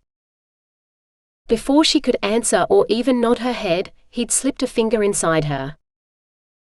Not yet. He knelt between her thighs, pushing them open wider before he traced her lower lips with his finger, as if he was trying to memorize them. Then he touched a place that left her gasping, and she opened her eyes to see him grin. That's the spot. He rubbed harder, and she thought she swooned, unable to focus on anything but his finger and what it was doing to her. Her breath came in great ragged gasps as his finger sent ripples of desire rolling through her body. Bigger and bigger, until she arched her back, digging her fingers into the mattress as she exploded at his touch. She was still panting by the time her vision cleared enough to see his face. Still grinning. Rosa, I want you more than any other woman I've ever known. But I need to know if you're ready for me. If you want me. He had his cock in one hand, ready to enter her, while his finger still stroked her lightly, sending small ripples through her. Rosa swallowed. If you're going to do that to me again, I'm not sure I'll ever be ready for it. When he frowned, she hurried to add, but if you're asking if I want you to do that again and to make love to me, then yes. As many times as you like. He slid a finger inside her again. You're wet enough, that's for sure. Tell me if I hurt you, Rosa, and I'll stop. She nodded. The first time with Allard had hurt, but that had been mercifully quick, and from what Chase had said, this would be too. Then he could back to doing the thing he did with his fingers. Except, his fingers hadn't stopped, still rubbing her until her vision started to cloud again. Then she felt him enter her in one slow, smooth stroke, stretching her but not hurting her. But the ripples were getting bigger again as she panted faster, clenching her muscles hard like she had before, only with Chase inside her that set off more ripples. Caught between the two, she was lost in love for him. He started sliding in and out of her, no longer slow, and she lifted her hips to meet him, keeping pace as he sped up, until each frenzied thrust pushed her closer and closer to what felt like it would be an even bigger explosion, and she couldn't stop, but she wasn't sure if she could bear it when it did come, and... Oh God's Chase. Some time later, she opened her eyes to find him grinning at her again. She could still feel him inside her, but he'd stopped moving, and somehow, she didn't feel quite so full anymore. And she was shaking. Couldn't stop shaking. Didn't know why. And yet, that was amazing. I want to do it again, she said, her voice hoarse from had she truly screamed his name? He reached for the bowl and cloth. First, let's get cleaned up. Then I want to spend some time stroking and sucking, as you called it, before we find out if I'm even capable of making you scream like that again. She winced as he eased out of her, hating how empty she felt without him. My first time was nowhere near as good as that, she said, to distract herself from the way he stroked the cloth down his own length before using it on her. Are you a very experienced lover, or is that what royalty require from their husbands? He dropped the cloth in the bowl, then stared at her. Well, I guess that explains why there wasn't any blood, and why I didn't hurt you if I wasn't your first.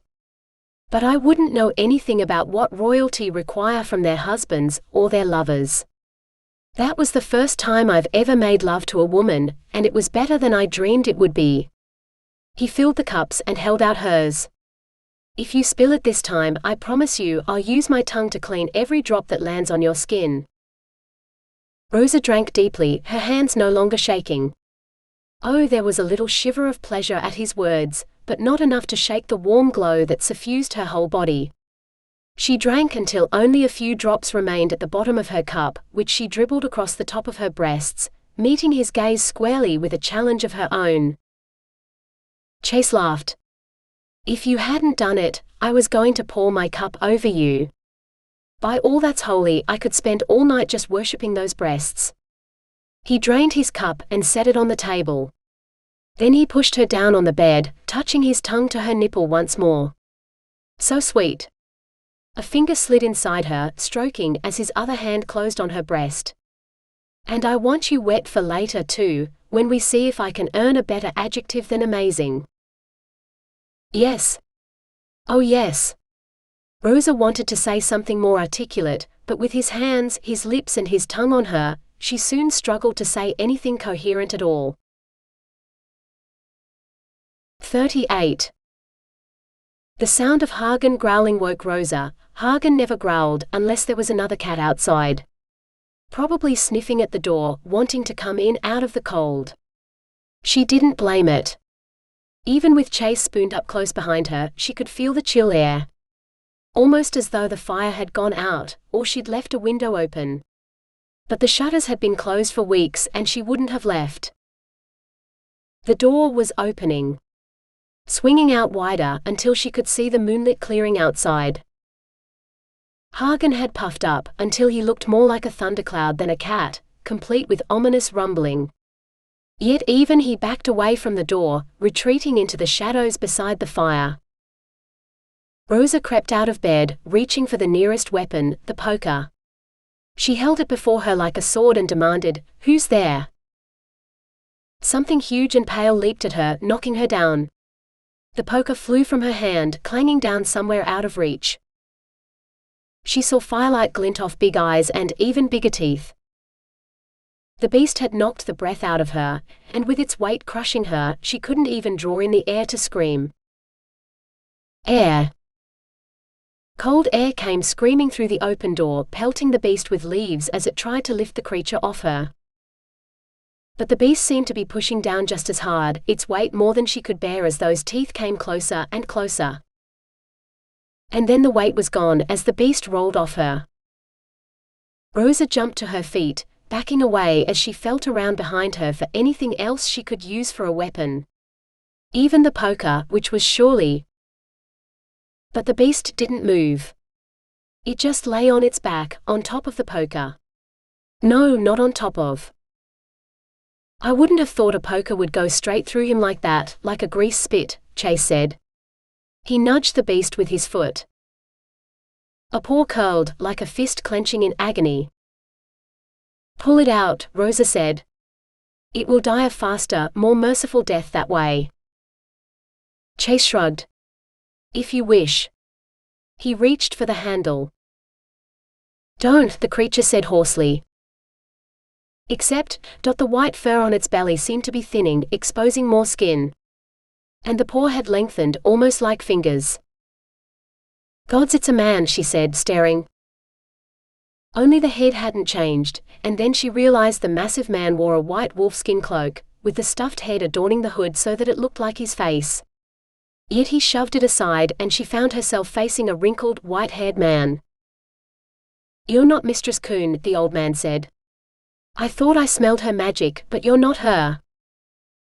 "I am Mistress Rosa and I have some healing skill," Rosa began. "If you let my friend remove the poker, I might be able to save you." "For what? A lifetime as a wolf, seeking the bitch who turned me into a beast? Better to let me die, girl. She killed the rest of my sons, as if that might bring back the one she whelped who died in his sleep." The man coughed. "She found me offering up the body to the gods' care, ready to light the pyre. Screamed that I'd killed him and she'd kill all my sons and tear down all I'd built. After she'd made me watch all of it, she cursed me. Said if I could find her in the doorway to death, maybe I could be a man again. Ever since, I've been searching. Neither a wolf nor a man, and all I know is the stink of magic. But whenever I followed it, the witch would rather die instead of turning me back. And only now I realize I must have heard her wrong. It wasn't her I had to kill to turn back into a man. It was me." He squinted at her. "You look like my daughter Skati. She's the high priestess to the winter goddess. Even Coon wouldn't risk the wrath of the goddess by hurting her. Find her. Tell her to make sure to give me a king's funeral. Burned before the altar." Rosa bowed her head. "It will be done. And give my cloak to your man there. He looks mighty cold." Rosa glanced at Chase. He was as naked as she was, and he did indeed look cold. Perhaps if he closed the door. The wolf had opened the door to the cottage. She'd always wondered how he'd gotten into her family's house, for the door had been closed when she found them. She opened her mouth to ask. The Wolf King gave a little sigh and said no more. Rosa checked his pulse. "He's dead." She didn't know whether to be relieved or sad. For years she'd yearned for this, and now. So this was vengeance. She'd thought it would be sweet, but it was as bitter and bleak as the heart of winter. "What do we do now?" Chase asked. Rosa swallowed. "We burn the body, like I promised. I guess I'm the priestess now, so it falls to me." "To us," Chase corrected. "We're in this together. Until the very end." 39. Rosa seemed dazed, so Chase left her to pull on some clothes while he, already dressed, headed outside to find a handcart to carry the body to this altar she'd spoken of. He should have felt as confused as Rosa, killing a wolf who'd turned into a man only to die again after telling the strangest tale he'd ever heard. And yet, his mind was clearer than it had ever been. Seeing that beast slavering over Rosa, he'd known exactly what to do. Even now, he could see his way forward, knowing exactly what he wanted to do next. He filled up the handcart with enough wood to make a pagan funeral pyre, then went inside for some other supplies. Rosa had pulled on a shift, but she seemed to be struggling with the laces. Chase headed over to help. After making love to her tonight, he wanted to unlace her more than cover her up, but that could wait. She'd need to be dressed warmly, and if he had to dress her, he would. He found a clean overdress and helped her into it. Stockings, boots, cloak.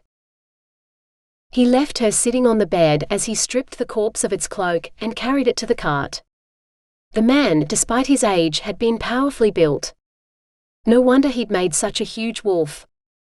As for his parting gift of the wolf head cloak, Chase could decide whether to accept it or not later when the body was dealt with. Or leave it up to Rosa. "Ready to go find this altar, High Priestess Rosa?" he asked. She blinked and finally seemed to focus. "Just a priestess." "Not so high," she said. She sighed. "I had everything so clearly planned out, and now I'm lost." "What do you do when you finally finish your quest?" "Find a new one," he replied. Or rest and recuperate for a bit, then think up something else to do. She nodded. Yes. I should rest. Would you rest the winter with me? Before Chase could answer, she continued, Oh, but you probably have a new quest. Never mind. I would have liked, but it doesn't matter. Her shoulders slumped. He would bring a smile back to her face. By dawn, if not before, Chase swore. Yes, he did have a new quest. God's grant he would be successful in this one too. 40. Together, they threw the corpse onto the pyre they'd built on the ground at the foot of the stone altar.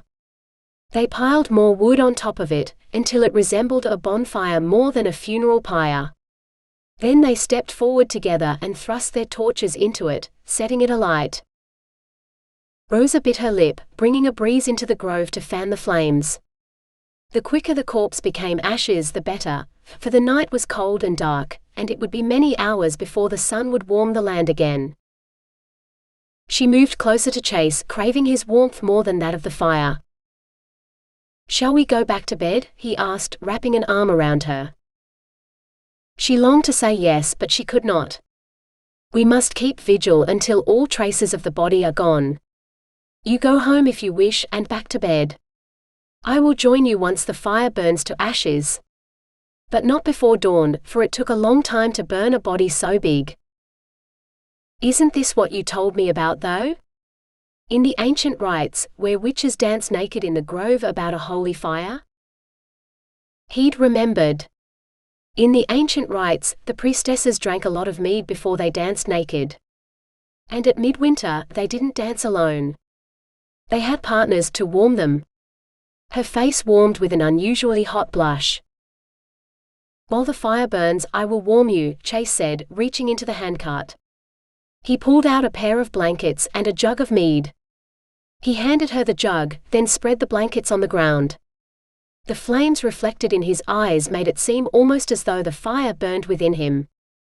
He lay her down on the blankets, then knelt before her, lifting her legs up onto his shoulders so that her skirt fell back, bearing her to him. She could feel the heat of him ready to enter her, yet he did not. But only if you want me. Do you? He asked, his tone so gentle it could melt the iciest heart. As she looked up into his eyes, she knew her heart had more than melted. In the sacred grove, before the watching eyes of the forest gods, she could only speak the truth. Truth that had dawned on her tonight, as she lay naked in his arms. Yes. More than any man I have ever known, I love you, and I will love you until I draw my last breath. Tears sprang to her eyes. Even when spring comes and you run off to find your princess once more, I will love you still. Such was the life of a priestess. Always a lover, never a wife. You wish for me to stay here, with you?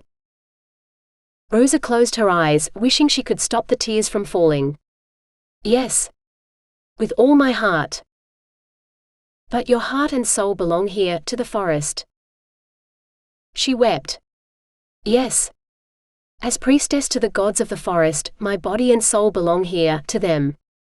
I can never leave. But my heart belongs to you. Only you.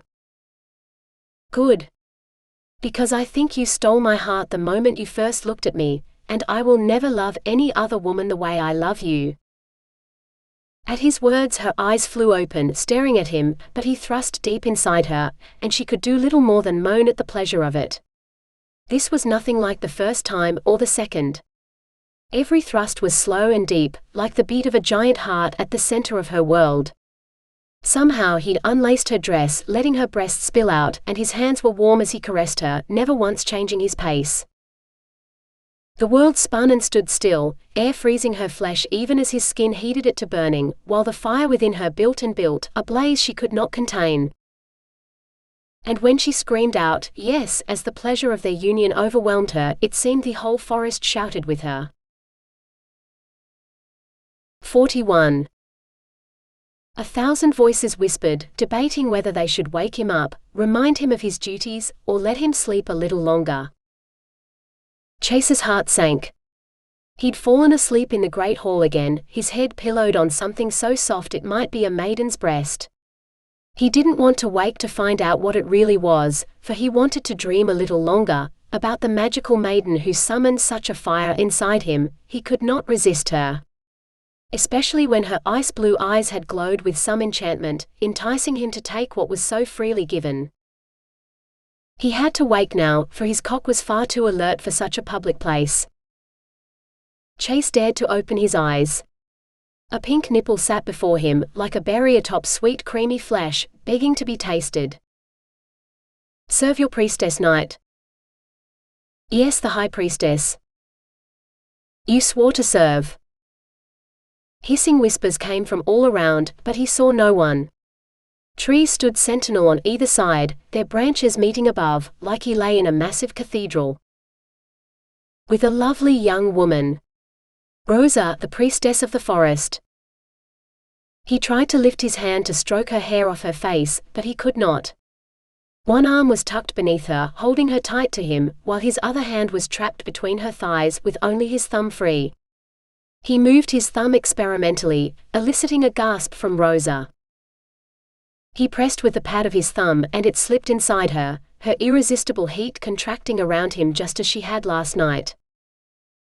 His cock was now rock hard, as though he hadn't touched a woman in years, when he knew he'd made love to this one scant hours before. "Yes," Rosa whispered, and 1,000 voices agreed with her. She shifted, rolling him onto his back so that she could sit astride him, her heat engulfing him completely.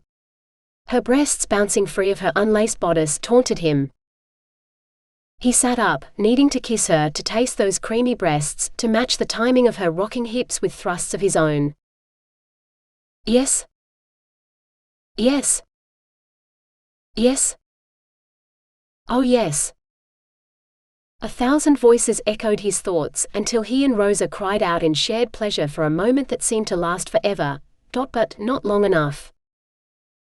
When he could see clearly enough to look around, they were alone in the cathedral clearing, beside the ashes of last night's pyre, wrapped in her red cloak, on the forest floor. "Hail the new high priestess, for she has conquered the fire god himself in the sacred grove," a smug whisper hissed. "Who said that?" Chase demanded, looking around. Rosa blinked. "You heard that too?" "Of course. Now show yourself," Chase commanded. The knight cannot see. He sees only the high priestess. So nubile is she.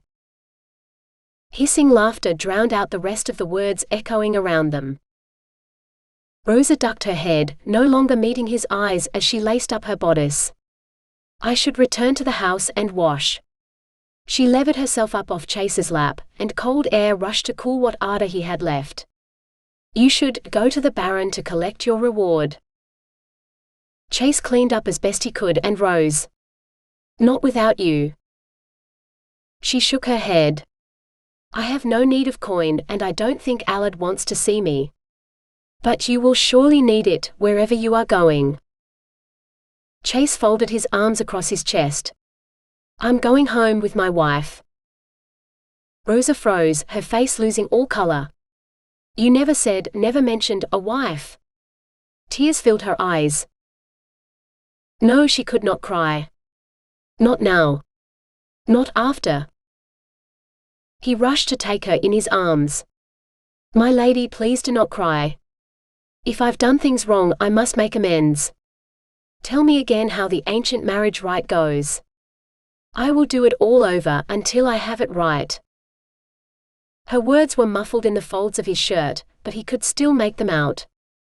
The couple would come to the altar and pledge their love before witnesses. Then, they would spend the night in the sacred grove, to receive the god's blessing on their union. And the priestesses? How was it different for them? Chase prompted. Only the high priestess was permitted to marry, in a secret ceremony witnessed by the gods and those who served them, at midwinter. The couple were allowed to drink nothing but midwinter's night mead, for they take the role of the winter goddess and the god of fire, uniting to drive away the cold and renew the land for another year. The couple were not truly married unless the gods found them worthy, by showing the couple a sign at dawn, which is why the priestess often married one of the fire god's priests. Rosa stared at him. But you can't have meant to marry me. You're leaving. I told you I'm not going anywhere without you, and you wanted me to stay, Lady Rosa. I'm not a lady. Just a village witch, and maybe a priestess. Nothing more. Chase, you could have married some princess or fine lady. Why would you tie yourself to someone like me? Because I love you and I don't want some princess or anyone else. I want you as my wife, Lady Rosa, which you are because you are a knight's lady. I pledged my life to you the first time you saved my life. And then you saved me again last night, so I am doubly indebted to you. A debt I will happily take a lifetime to repay. He took her hands in one of his, tilting her chin up with his other hand so that he might look into her eyes. My lovely Lady Rosa, high priestess to all the gods of the forest, will you accept a poor knight as your husband, to love and serve you until my last breath? Please say yes, he thought but did not say. Would it help if he dropped to his knees and begged? She already said yes. Several times. He was too busy between her thighs. Yes. More hissing laughter. Silence. I would hear her answer, not yours. Chase snapped. Silence fell. A giggle escaped from Rosa. I don't think anyone has ever told the gods of the forest to be quiet before. Only the high priestess is meant to hear them, and even then, I thought it might be something my grandmother made up.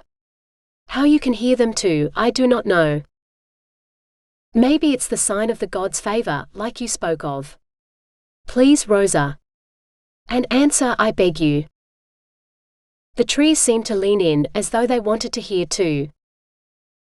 She laughed. Yes, yes, 1,000 times yes.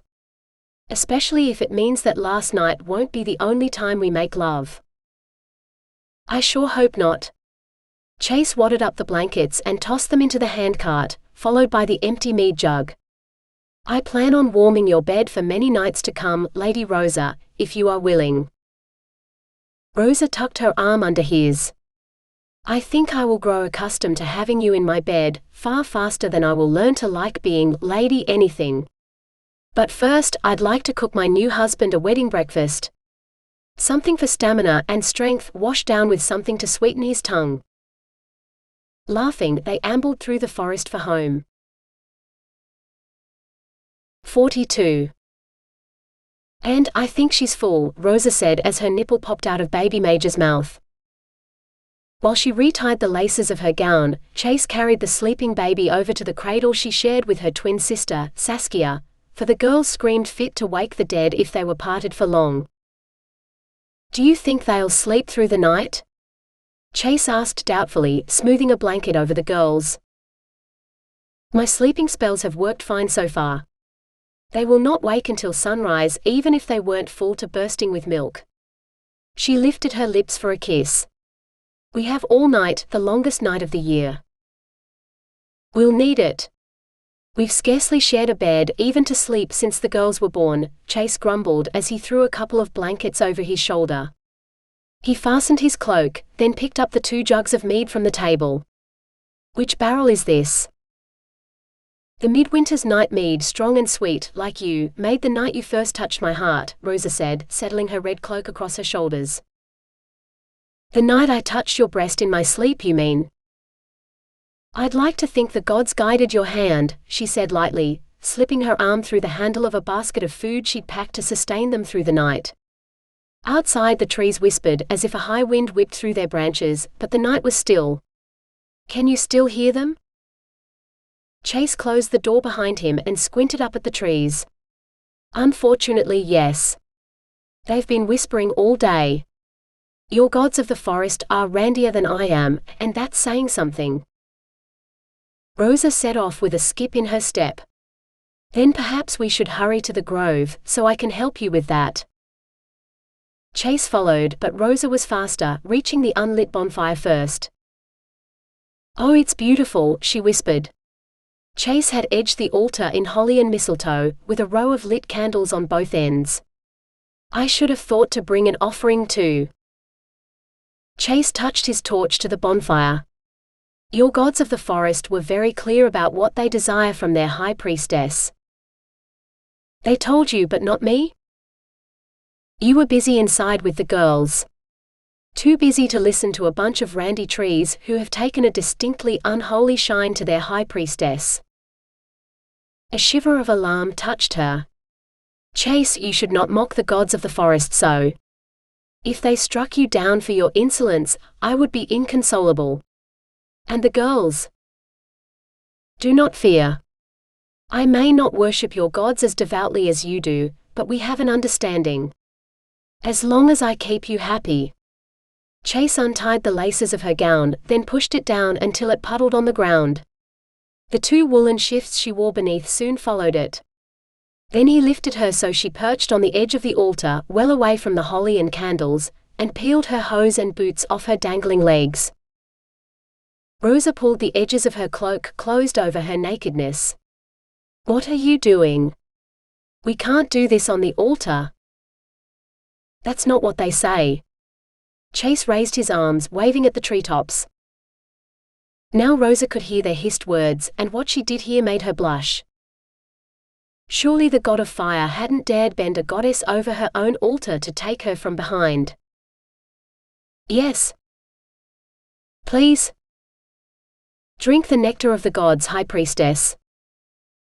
Behind Rosa, the bonfire finally caught, roaring up with a wave of heat that enticed her to loosen her hold on her cloak.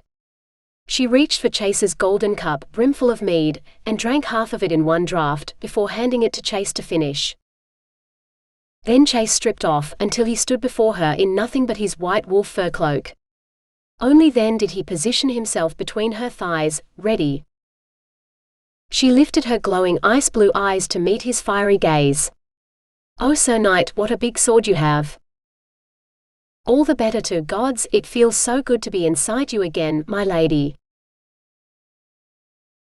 This has been Hunt.